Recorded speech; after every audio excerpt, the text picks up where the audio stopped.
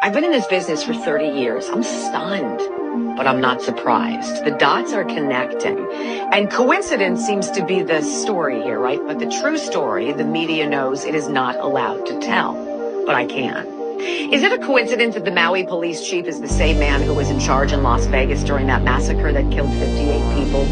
Is it a coincidence that the Maui property, owned by million and billionaires, wasn't touched by the flames while homes of the locals all burned?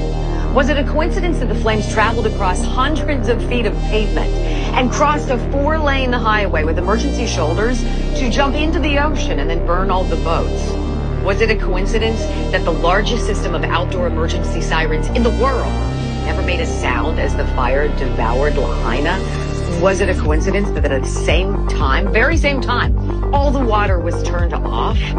Was it a coincidence that police were ordered to block off streets and to funnel all the cars trying to escape onto one road where that firestorm incinerated entire families?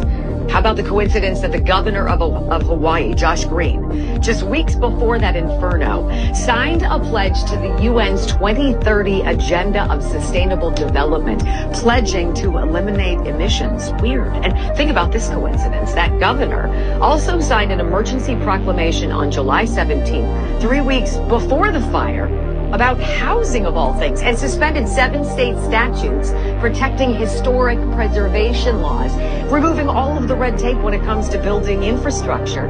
Coincidentally, that emergency proclamation also suspends previous building laws and gives the governor some magic wand power to appoint a housing czar to rule on the island's redevelopment. Is it a coincidence that the government put up a black fence around Lahaina, or that the FAA grounded all drones from flying over the affected areas? Is it a coincidence that since at least 2011, there have been plans to make Maui the first smart city run by 100% renewable energy, and that coincidentally, 2 of the 3 largest landowners on Maui are BlackRock and the U.S. government, and that both are part of the UN's agenda? It must be a coincidence, then, that the locals whose homes did not burn are now being evicted from their property. And, of course, a total coincidence that all the fact checkers who are checking these facts, who say everything I just told you is just a coincidence, are also owned and run by BlackRock. Thank goodness none of these coincidences is connected. I'm Wendy Bell. I'll see you next time for more Common Sense.